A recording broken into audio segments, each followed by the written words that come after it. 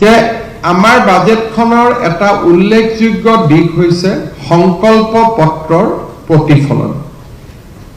আমি সংকল্প পত্ৰত কৈছিলোঁ যে ৰাজ্যত আমি 2 লাখ নতুন নিযুক্তিৰ ব্যৱস্থা কৰিম আৰু আমি এই নতুন নিযুক্তিৰ ব্যৱস্থাৰ কাৰণে আজি আমি বাজেটত উল্লেখ কৰিছোঁ যে অকল খালী পদ পূৰণেই নহয়, আমি নতুনকৈ পদ সৃষ্টি কৰিম। আমি ৰাজ্যৰ যুৱক যুৱতীৰ আশা আকাংক্ষা পূৰণৰ বাবে আমি কাম কৰিম। মুখ্য সচিবৰ অধীনত এটা টাস্ক ফোৰ্স নিৰ্মাণ কৰা হৈছে। বৰ্তমানলৈকে 1,15,000 নিযুক্তি আমি সংখ্যা পাব পাৰিছোঁ, কিন্তু ইয়াক আমি 2 লাখলৈকে লৈ যাব খুজিছোঁ আৰু তাৰ কাৰণে আজি বাজেটত স্পষ্টভাৱে কোৱা হৈছে যে আমি স্বাস্থ্য, শিক্ষা আৰু আমাৰ ৰাজহ উপাৰ্জনকাৰী বিভাগসমূহত আমি পদ সৃষ্টি কৰি হ'লেও আমি 2 লাখ নিযুক্তিৰ সংখ্যাত আমি উপনীত হ'ব খুজিছোঁ। মোৰ বিশ্বাস যে আমি আমাৰ লক্ষ্যত উপনীত হ'ব পাৰিম আৰু বিত্তমন্ত্ৰী ডাঙৰীয়াই আজি পুনৰ এবাৰ 2 লাখ নিযুক্তিৰ ক্ষেত্ৰত আমাৰ সংকল্পৰ কথা দোহাৰিছে।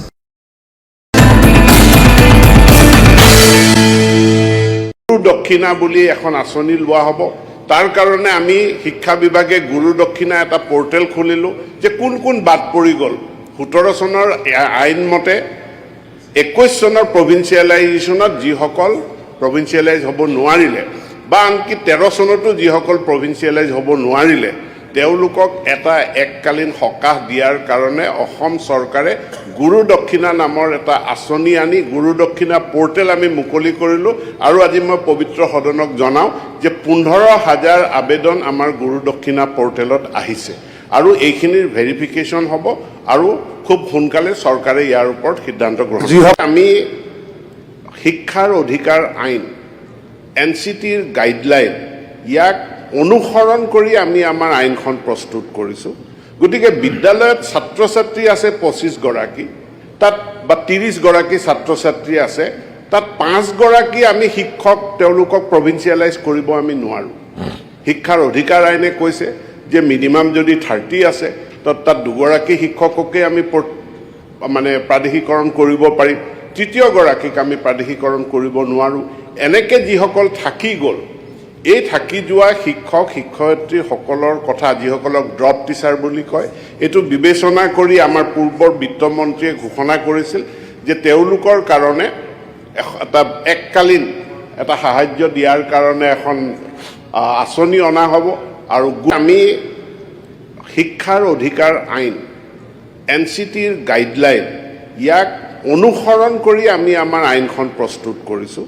গতিকে বিদ্যালয়ত ছাত্ৰ ছাত্ৰী আছে 25 গৰাকী, তাত বা 30 গৰাকী ছাত্ৰ ছাত্ৰী আছে, তাত 5 গৰাকী আমি শিক্ষক তেওঁলোকক প্ৰভিন্সিয়েলাইজ কৰিব আমি নোৱাৰোঁ। শিক্ষাৰ অধিকাৰ আইনে কৈছে যে মিনিমাম যদি 30 আছে তাত 2 গৰাকী শিক্ষককে আমি মানে প্ৰাদেশিকৰণ কৰিব পাৰিম, 3য় গৰাকীক আমি প্ৰাদেশিকৰণ কৰিব নোৱাৰোঁ। এনেকৈ যিসকল থাকি গ'ল, এই থাকি যোৱা শিক্ষক শিক্ষয়িত্ৰীসকলৰ কথা যিসকলক ড্ৰপ টিচাৰ বুলি কয়, এইটো বিবেচনা কৰি আমাৰ পূৰ্বৰ বিত্তমন্ত্ৰীয়ে ঘোষণা কৰিছিল যে তেওঁলোকৰ কাৰণে এটা এককালীন এটা সাহায্য দিয়াৰ কাৰণে এখন আঁচনি অনা হ'ব আৰু গুৰু দক্ষিণা বুলি এখন আঁচনি লোৱা হ'ব। তাৰ কাৰণে আমি শিক্ষা বিভাগে গুৰু দক্ষিণা এটা পৰ্টেল খুলিলোঁ যে কোন কোন বাদ পৰি গ'ল। 17 চনৰ আইন মতে 21 চনৰ প্ৰভিন্সিয়েলাইজেশ্যনত যিসকল প্ৰভিন্সিয়েলাইজ হ'ব নোৱাৰিলে বা আনকি 13 চনতো যিসকল প্ৰভিন্সিয়েলাইজ হ'ব নোৱাৰিলে তেওঁলোকক এটা এককালীন সকাহ দিয়াৰ কাৰণে অসম চৰকাৰে গুৰু দক্ষিণা নামৰ এটা আঁচনি আনি গুৰু দক্ষিণা পৰ্টেল আমি মুকলি কৰিলোঁ আৰু আজি মই পবিত্ৰ সদনক জনাওঁ যে 15,000 আবেদন আমাৰ গুৰু দক্ষিণা পৰ্টেলত আহিছে আৰু এইখিনিৰ ভেৰিফিকেশ্যন হ'ব আৰু খুব সোনকালে চৰকাৰে ইয়াৰ ওপৰত সিদ্ধান্ত গ্ৰহণ কৰিব। আমি এতিয়ালৈকে 58খন বিদ্যালয় আৰম্ভ কৰিলোঁ। যিবিলাক বিধানসভা সমষ্টিত এতিয়াও আদৰ্শ বিদ্যালয় স্থাপন হোৱা নাই তেওঁলোকক যদি তেওঁলোকৰ হাতত কোনো প্ৰস্তাৱ আছে তেনেহ'লে আমাৰ হাতত জমা দিবৰ কাৰণে মই অনুৰোধ জনাইছোঁ।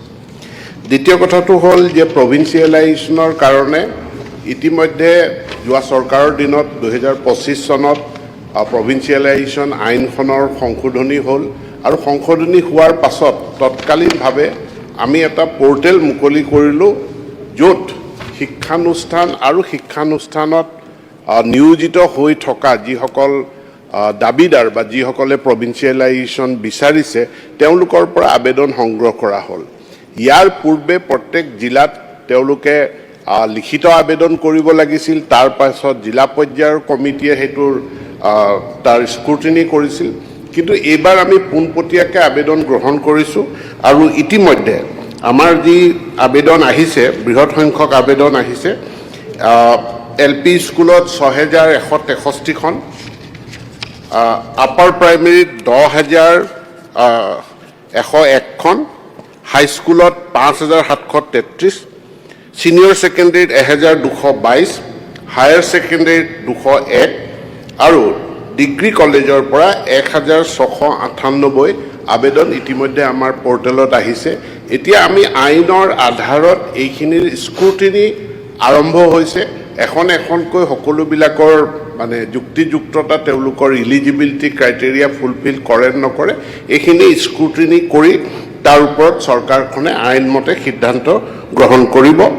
টিউটৰসকলৰ ক্ষেত্ৰত যিহেতু আমাৰ শিক্ষা ব্যৱস্থা এতিয়া national council of teacher education NCTৰ দ্বাৰা ৰেগুলেটেড, গতিকে NCTৰ নৰ্মছ যেতিয়া ফুলফিল নহয় আমি তেওঁলোকক শিক্ষক হিচাপে নিয়োজিত কৰিব নোৱাৰোঁ। আমি টিউটৰ হিচাপে নিয়োজিত কৰিছোঁ আৰু টিউটৰসকলৰ যি ফিক্স পে আছে, যোৱা চৰকাৰৰ দিনতে আমি 2025-26 এই সিদ্ধান্ত গ্ৰহণ কৰিছোঁ যে এতিয়াৰ পৰা টিউটৰসকলৰ যি মাননি আছে প্ৰতি বছৰে 6% হাৰত সি বৃদ্ধি পাই গৈ থাকিব আৰু তাৰ কাৰণে পুনৰ আমি কোনো সিদ্ধান্ত ল'বলগীয়া নাই। ই অট'মেটিক 6%কৈ বাঢ়ি গৈ থাকিব।